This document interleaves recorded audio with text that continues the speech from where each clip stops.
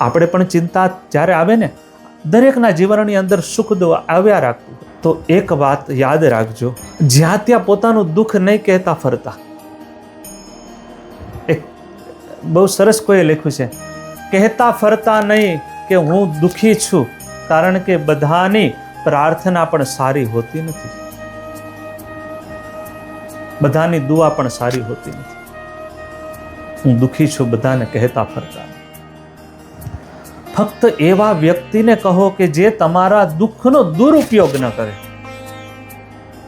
એવા સદગુરુને કહેજો, અથવા તો કંઈ નહીં તો છેલ્લા ભગવાનને કહેજો, બસ કે ભગવાન હું બહુ દુઃખી છું.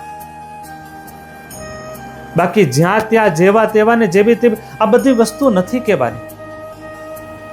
બાર બધે હસતું જ રહેવું, હું ખુશ છું, હું સુખી છું, બસ.